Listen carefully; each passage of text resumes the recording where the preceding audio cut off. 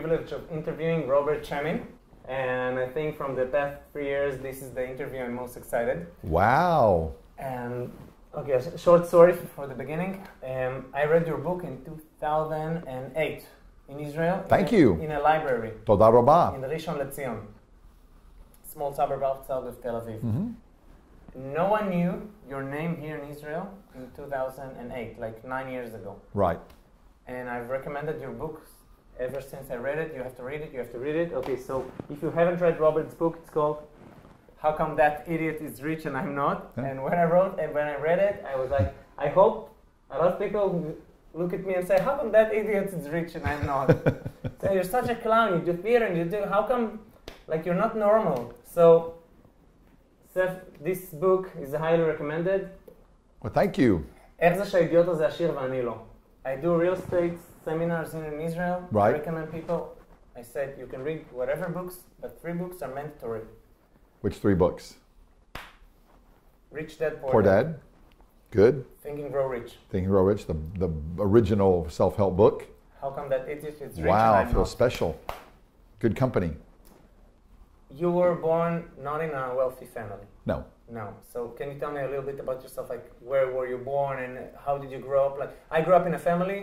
What I learned is you should save money, which is very good, but be careful of investments. Be careful of what you do with your money. Go look for a safe job. Like all of the stuff when I worked in computer, I said something here is totally wrong.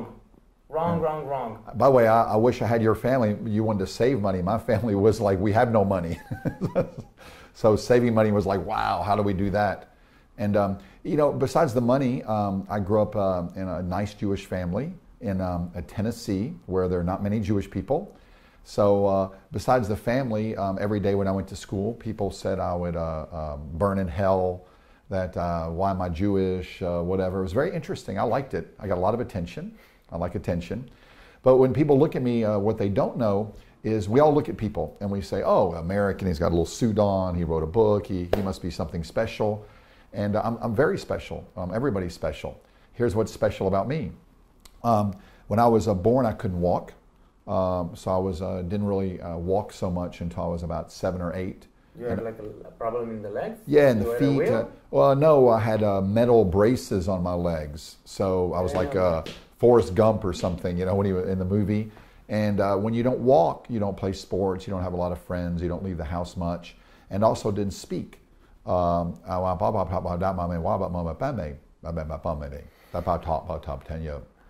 what I just said is that's how I spoke until I was 10 years old. Wow. So people made fun of me. And all I heard growing up till I was about 8 or 10 or so was, what's wrong with you? You can't walk, you can't play sports. I had big glasses. And I didn't really speak much. And it was really bad. And then they fixed my legs and feet some.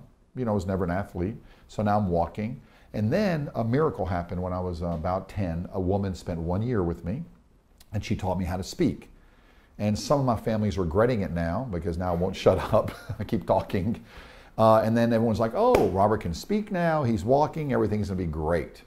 And the funny thing is, I was always pretty happy. The people around me weren't. They're always worried, what's wrong, what's your problem? And so I'm very used to negativity, real negativity. And then when I learned to speak, everybody said, oh, now Robert can speak, everything's going to be great. And then I started making zeros in every class. Not some classes, every class. Like the worst student. The worst. And because it was hard for you, or because it wasn't interesting for you, or because... I don't know. I was having fun, but I couldn't do the classes. I just couldn't do it. And then people say you have a bad attitude. My mother was at school more than me, trying to help me and save me from being in trouble. So I really never graduated high school. I made. You don't have an high school diploma? No, 0.00. And you're like one of the most famous millionaires in the world, and you don't have an high school diploma. So there is no connection between like formal education and making money. Would you agree? Education's nice. I'm a big believer in education. But I can only speak from my reality. And by the way, there's people that have degrees and whatever. And I eventually did go to college. So I like school and I like learning. But what was interesting, there were 425 students at my school, and they ranked you in order. My best friend, Scott, and I was 424 and he was 425. He was 0.0000 whatever. And he's now a very famous attorney making money. He and I, they say, are some of the most successful people that ever went to this school. It was a big school. And you were like last in the... Oh, yeah, I never graduated. So the reason was when I was 18, I went to a study and they realized my brain doesn't work like most people. I have some weird form of dyslexia. So things that are easy for you or other people like computers and math and algebra and geometry, I just can't do. My brain just doesn't do it. So it's really funny, I don't really use computers. Everyone's like, oh, I'm on the internet or researching real estate. And I'm like, I don't. And what's funny is, you know, I eventually did get some degrees and stuff and went to school, but it has nothing to do with my success. When I was 27 years old, I met a gentleman who also never graduated high school, who was worth like 30 million US dollars. When you were 27? 7. And so, what did you do until 27? A lot of things. I was mainly, I started working when I was 14 in a restaurant, cleaning tables. They called me a busboy, but I made them call me a table maintenance engineer. I've got pride. And so I worked in restaurants. I moved out of my house when I was 15. Wow. Yeah, and I think everything's a story. I'm very close to my family. I love my family. And you have to wonder, why would a 15-year-old or maybe 14 move out of their house on their own? I was homeless for a while, you know. So I know what it's like not to have money. Again, people look at me, oh, he's American, he wears a suit, he's got a book, he must be, you know, some lucky thing. And I used to complain about everything. My upbringing was bad, the economy's bad, the schools were bad, the teachers were bad, my parents did this and all this. A victim. And I believe in life you're either a king or a queen or a victim. I've been both. And so what I decide, everything's a story. So now I say, growing up, I had the best family ever. My family was always interested in what I was doing. Even when I was making zeros, my teachers gave me a lot of attention. I had the best teachers ever. You left house when you were 15? Yeah. Why? Why? It was an abusive situation. It was super negative. It was violent. But I don't look at it like that. I said I had a great environment, right? They made me do the things I do now. Without that happening, I would not be the person I was. So you look at the half cup, the half which is full. Yeah, well, I don't believe there is a cup, right? You know, we're all one. We create our own reality. Everything's energy. These are very like deep things you say, and okay, this is like I need 4 hours interview with you to talk about those stuff. No problem. But there is no cup. It's all right. Everything's a reflection. But the thing is you know, I always dreamed, oh, I watch the TV and the movies. I go, I wish I had a family like that, a big house, a rich parents, you know, dog, everyone's like, love, love, love, and whatever. And I'm so glad that didn't happen. Because in my life, the people I've met who are the most successful, and they're successful people from all backgrounds. It's a decision, correct?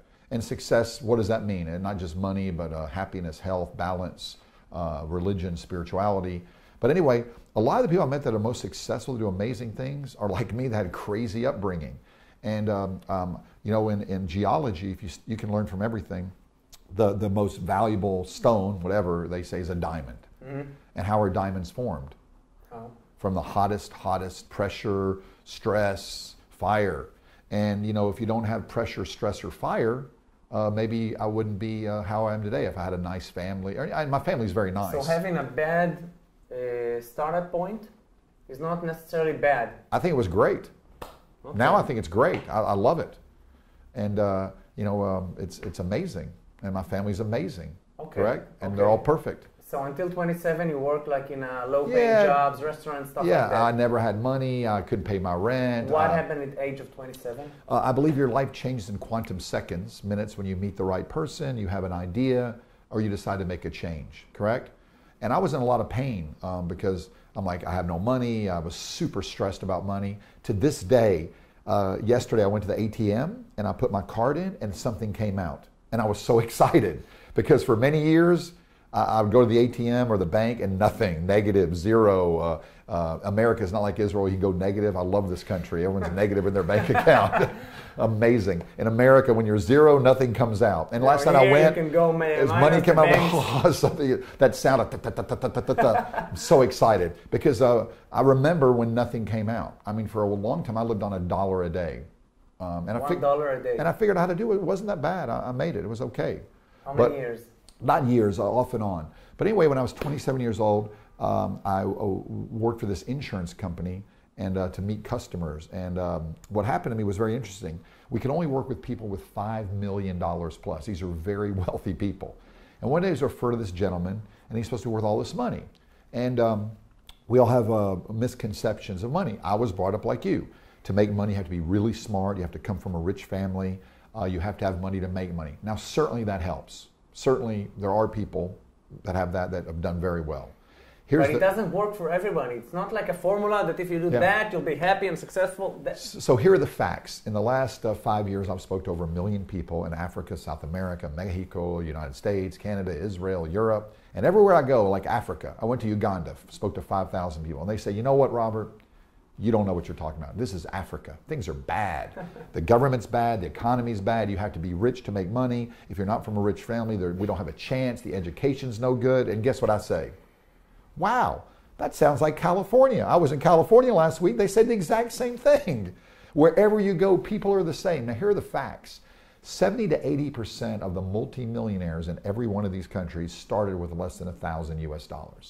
Now, obviously, some started with more and some started with less, correct? Here's another fact. 70 to 80% of people in my country who inherit $3 million plus lose it within 3 years. Wow.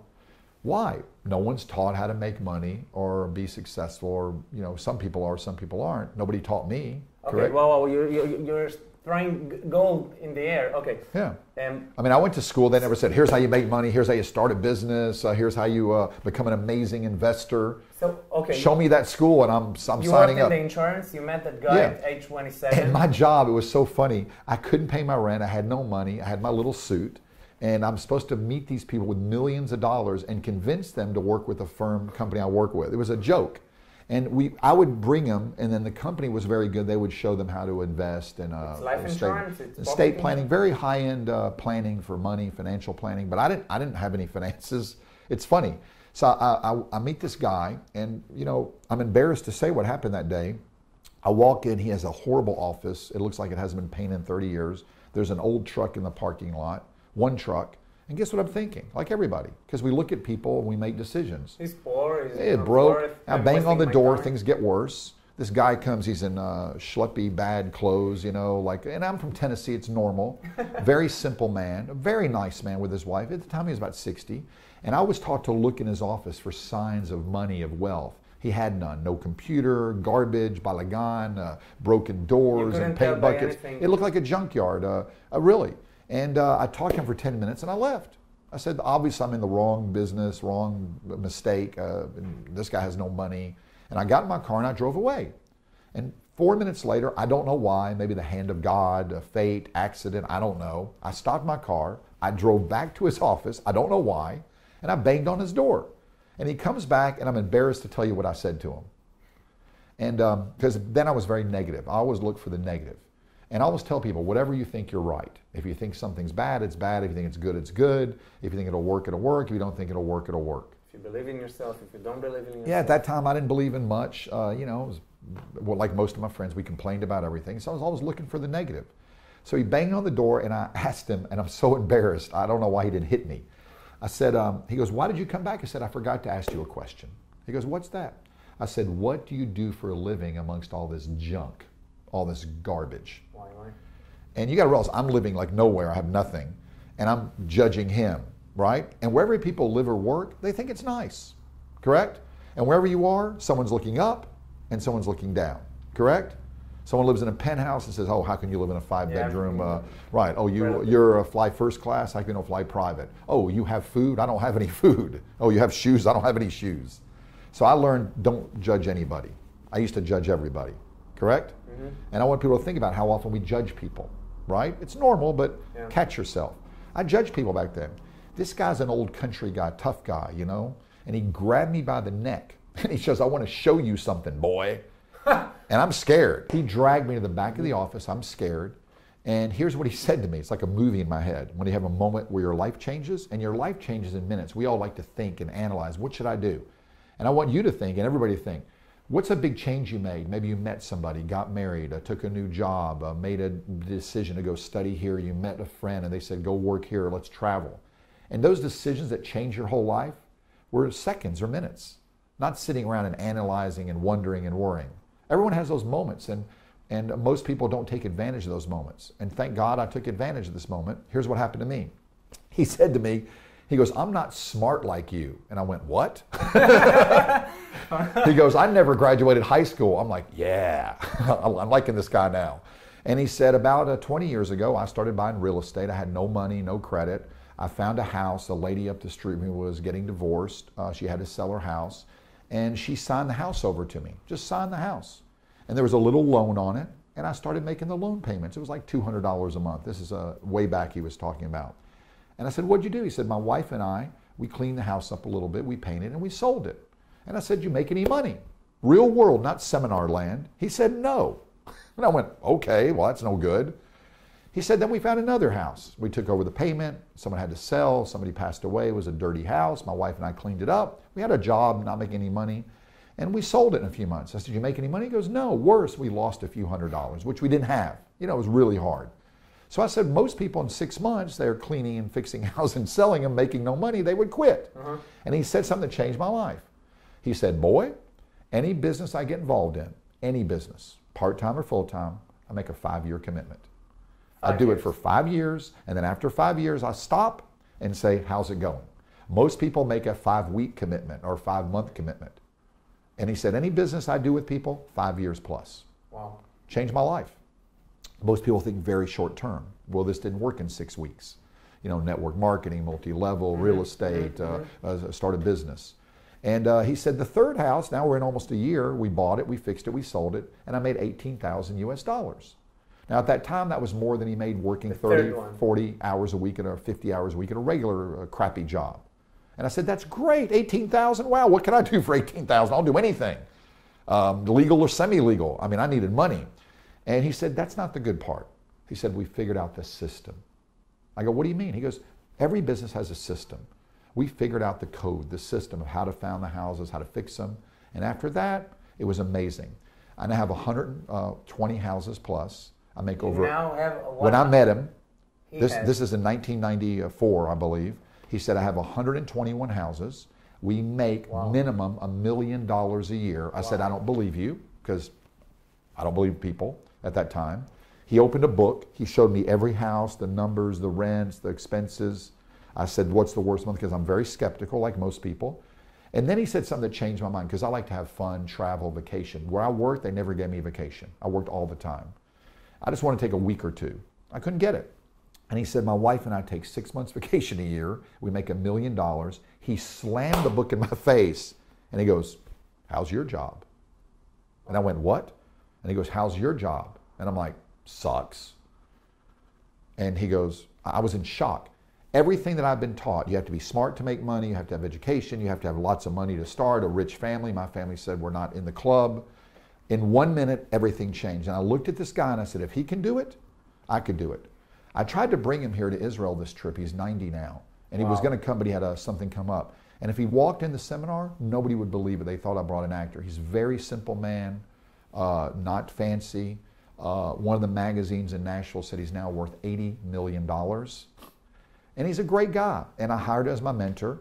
And he showed me exactly what to do. And like most people, I fought, I argued, I analyzed, I skepticized, I negativized. And for the first year, guess what I did? Nothing.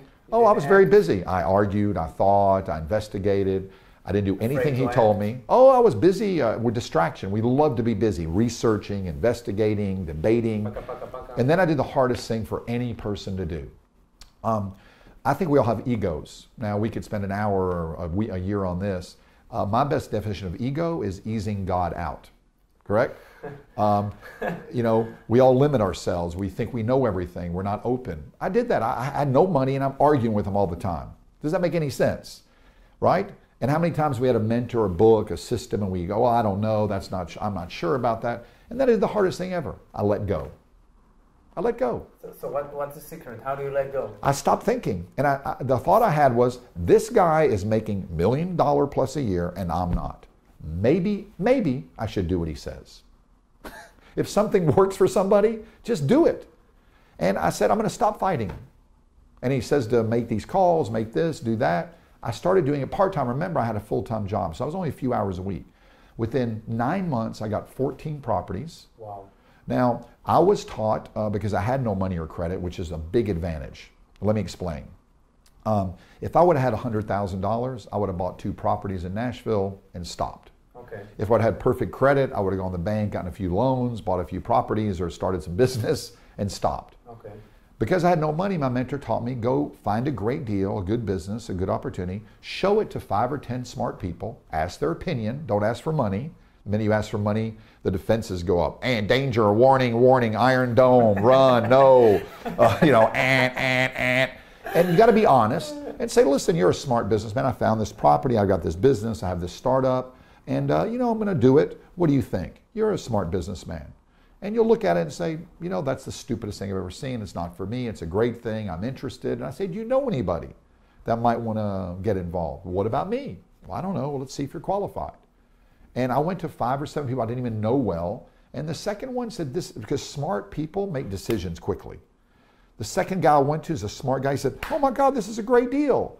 Let me get involved. Let me loan the money. Let me do something. And we wrote up an agreement, you know, to protect each other. He put up the money, I found the deals, and we split 50-50. I'm 29 years old at the time. I had $6,000 a month coming in, tax-free. Nice. Because I don't care what business you're in, from rents. And I retired. So you split the rents as well? Yeah, after all the splits, the money and everything.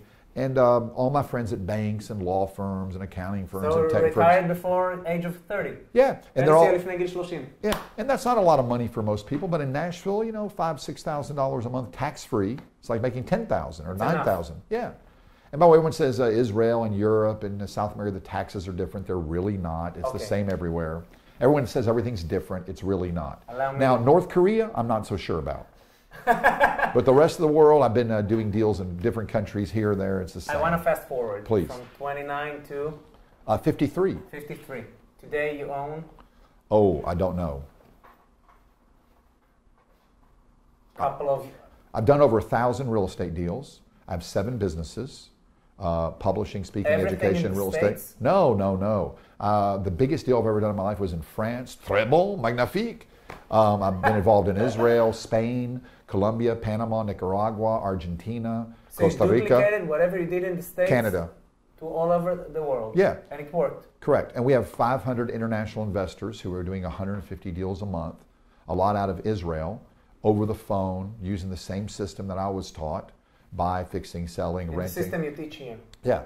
And I have other businesses too. We do some startups. I have a company doing an exit in 90 days that I'm involved with. Yeah. Okay. But the reason I say I don't know is because this week I bought 8 houses and I have 2 apartment buildings and a hotel that are in process. So that's like 11, 12 properties this last week or 10 days. Amazing. And more next week. So it's always moving, selling, buying, renting, trading, collecting. You gave a lot of gold here in the last 30 minutes. 3 tips for someone who's hearing us, who never bought real estate, who never thought it's possible for him, someone who wants to make it, doesn't know how. Yep. Well, the first tip is real estate's not for everybody. You have to do something you love, correct? So if you don't like real estate for whatever reason, please do something else. There's so many ways to make money, correct? However, I'm very... I don't know if it's lazy or efficient. To me, the words to me are the same, correct? Okay.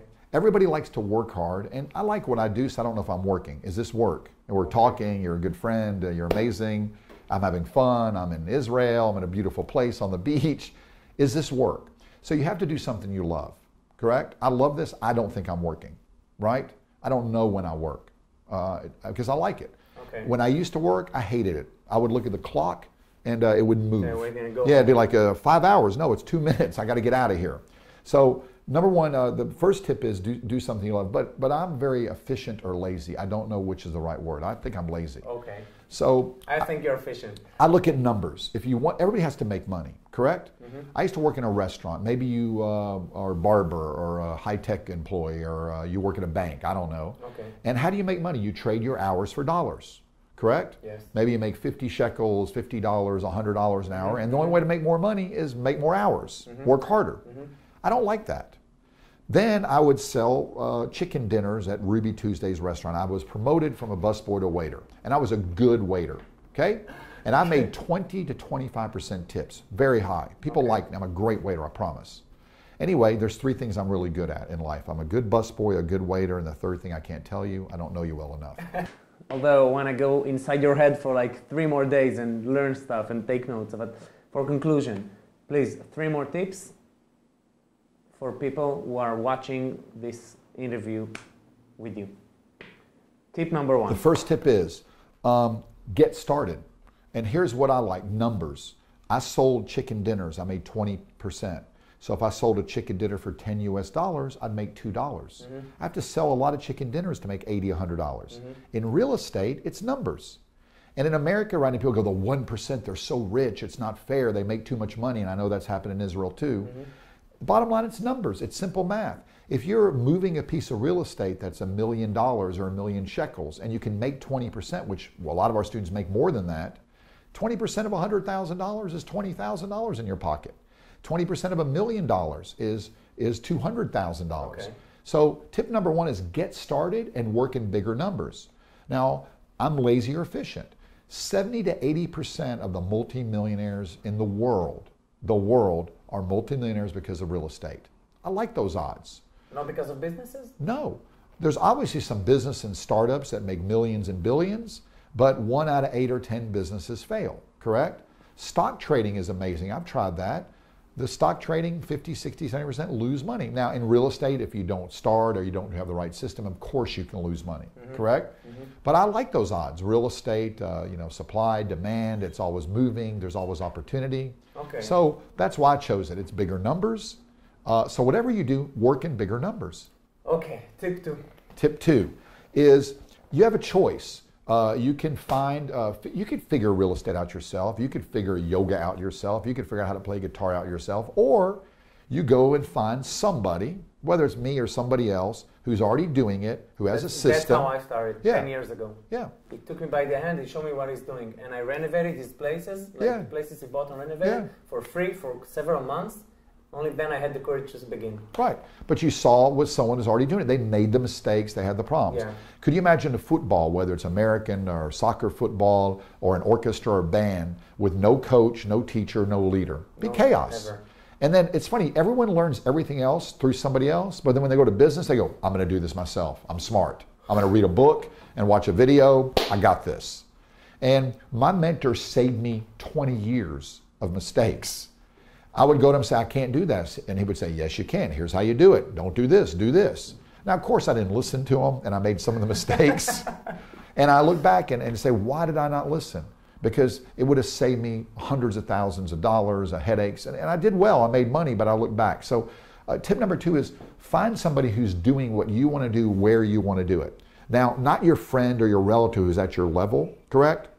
Someone at a higher level. And I tell people, I'm not a golfer. I don't even like golf. I've golfed a few times. But if I go with the #1 golfer in the world and spend 6 months with him or her, guess what's going to happen? You're going to go so much better. Right. If I go with a beer drinker who is the best beer drinker and spend 6 months, I'm going to drink more beer probably. So go with the people that are making the money, have the success, and follow the system. Make sense? Okay. And number 3, you create your own reality. And there's going to be so much negativity. I don't care what you do. It sounds, like when I'm doing a kids show, you create your own reality, but you need to experience it to understand what it says. If you haven't experienced it, you won't understand what it says. Change the way you think, change your life. Change the way you think, change your life. Yeah. And only you can change the way you think. And you can read the Torah, the Talmud, the Bible, go to quantum physics. And here's my favorite thing. I just had one of the top quantum physicists in the world come to one of my seminars, and I recorded it. And he said, I have 3,000 physicists that work for me. He works on government projects. I'm like, what are you working on? He goes, I can't tell you. And he also spoke English. And he said, you can read the Bible, or I'll tell you a scientific fact that any physicist knows. Okay. Every sound that comes out of your mouth or my mouth affects every molecule in the world. What you say and what you think affects everything. And I love The Secret. It's a great book. They're friends of mine. I don't believe it. Attracting your reality is a beautiful thing, but you create your own reality. Correct? How are we here doing this interview? Somebody thought about it. It was you, thank God. I Correct? went to a read. I said I want to interview Robert again and again and again and again, and now it worked. Yeah. And the third thing is, and this is a little deeper, not the American cliche, create your own reality, power, which I love, because I love here in Israel we have to get talkless, we have to get deep. My mentor said something to me that I hated, that I didn't like, and this is part of number 3, and then we'll move on. He said, at the time I had no money, I was in a bad relationship, and I said, you know, my girlfriend's bad. She's causing problems. I said, I don't have any money. And he said, Robert, you're 100% responsible for having no money. I said, no. I want money, I'm trying, I'm working hard. He goes, no, Robert, you're 100% responsible. I said, no, I'm not. He said, you're 100% responsible for your bad relationship. I said, no, it's her fault. She's a bad girlfriend. Let me tell you, I can give you 10 reasons why right now. He said, until you take 100% responsibility, you'll never be successful, have a good relationship, or make money. I said, that's stupid. You know, that makes no sense to me. And I said, what are you talking about? He said, and by the way, I'm now a hypnotist, I'm coaching and all that stuff, and I help smokers and drug addicts get off drugs in 10, 15 minutes. And the person's smoking, they go, I really want to quit. I say, no, you're 100% committed to smoking. They go, no, I'm not. I really want to quit. I said, by the way, I'm 100% committed to sitting in this chair, correct? If I wasn't, I wouldn't be here.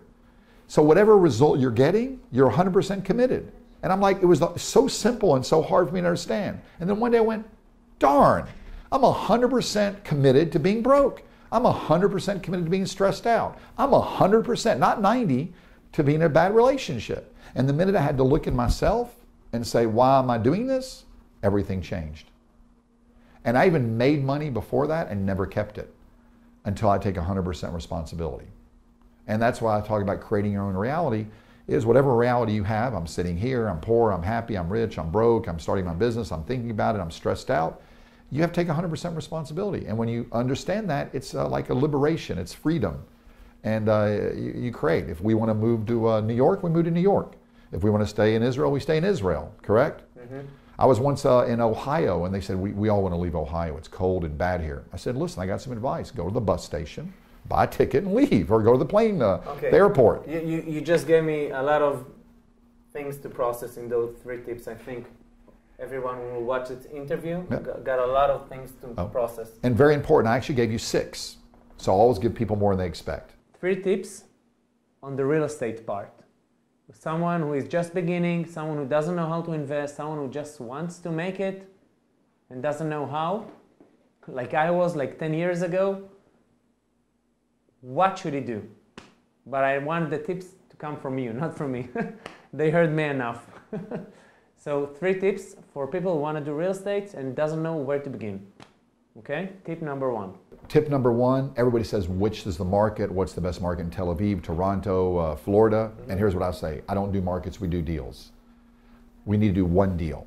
Stop thinking macroeconomics. So you don't care if it goes up. Oh no, it's a bubble, it's all going to crash. I don't care. That's speculation. You have to know your local market. We call it a micro market. Mm-hmm. So here in Tel Aviv, there's 30 markets. The central bus station, mm-hmm. South Tel Aviv, North Tel Aviv, the beach, the new condo. Yeah. They all move differently. And so you have to know your micro market. You have to be smart, of course, but everyone's trying to figure out the market. I do a deal. If I can get a deal 20, 30% below market, which we can, even here in Israel sometimes, not easy, but we can, we make money. If it cash flows amazing below market. So focus on the deal. Master the neighborhood, don't look at the entire micro market. Yeah, if you could figure out the whole market, we wouldn't be here. You'd be running $1 trillion hedge fund, correct? Mm-hmm. Or be minister of economics or something. So people are always worried, what market, where's the best place? And if there's not a deal here, go 50 minutes, go an hour, go 2 hours. There's always a deal somewhere. Number 2, set your goal very clearly and work backwards. The reason people don't get started in real estate is there's too many ways to make money. Tax sales, tax liens, foreclosures, rentals, high-end, low-end, commercial. Pick something. Do a deal. Until you do it, you'll never know whether you like it or not. Make sense? Okay. And number 3, in real estate, think long term. I know in 15 years in Israel and America, barring some crazy disaster, there's always some type of risk, it's going to go up. So I'm always a long-term investor. I buy and hold a lot, I buy, fix and sell, I get in, get out. But long term, I think the risk is very limited if you can hang in there. So think long term. And the last thing, number 4, it's not about the deal. It's not about the listing or the house. It's the relationship. The relationship with the realtor, wholesaler, or manager, or contractor. Real estate is relationships and not walls. Behind every business, even in the internet, there's a person, correct? And I can tell you of 3 or 4 relationships that have changed my life. It's when I call on the deal, I asked about the person. Before we talk about real estate, how are you doing? Now, some people say, you know, I don't care, don't ask me those dumb questions. What are you calling for? Okay, let's do a deal. But they're people. And I always tell people as an example, the first time you went to a synagogue or a restaurant or a meeting, it's uncomfortable, right? Hello, how are you doing, right? And we start a relationship. Then the 5th time, it's like, hey, what's up, Achi, ma kore? You know, what's up, my brother? And we help each other out, correct? And that's like business and real estate. And think long term. Don't think about the deal, think about the relationship. And that's really some of the main tips. The technical stuff is easy. I was just with Tony Robbins a few days ago, and he said, we all limit ourselves in our head. What's our limitation? Why don't we do it? Why don't we do more? You feel you and Tony do it also? Limit yourselves? Yes, he said it. And we all do. Everybody does. We're human. So no matter what level you are, if I didn't limit myself, I'd be a puff of light, right? Or something. So yeah, what's the limitation? Correct? And we all limit ourselves. And the technical stuff is easy, correct? You don't need to learn everything about everything in every market. Just do it, and you'll learn as you do. And one of my associates has taught me there's no such thing as failure. There's success in learning. So if you're open, you learn, and you have successes, and you learn. What is your dream? Huh? Your dream? To sit here in Tel Aviv and be in an interview. I'm sure this is a dream. I have 2 fears in life. Let me tell you what they are, and that's why you asked the dream, and then we have to wind up. Because here it is. When I was 17, I was in Israel, and I came on a trip, and I ran out of money and food, and I was walking around Jerusalem with no food, and it was bad. And somebody helped me, correct? And I'm convinced that I'm going to wake up, and I'll still be back in Jerusalem at 16, and this was all a dream, right? Look where we are now.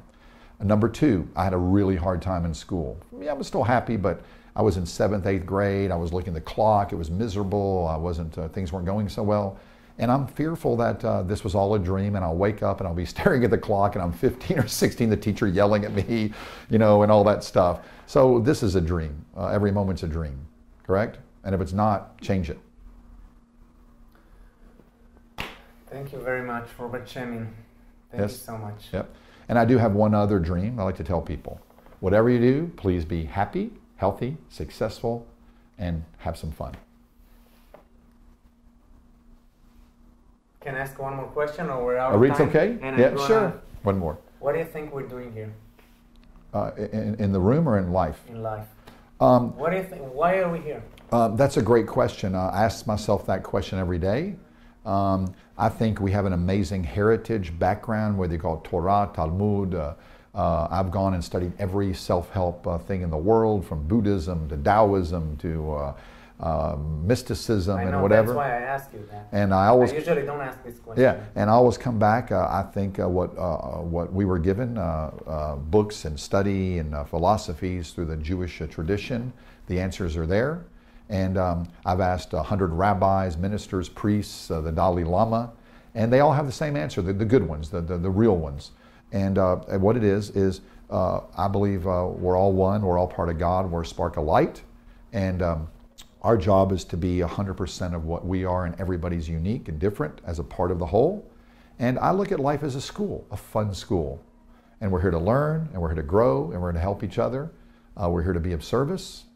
And one of the most famous rabbis in Israel told me, I can make you very religious. And I'm like, well, I'm not so religious. Look at me. And he said, listen, number 1, love everybody like you love yourself, even the clerk or the person at the airport you don't want to like. And number 2, be happy.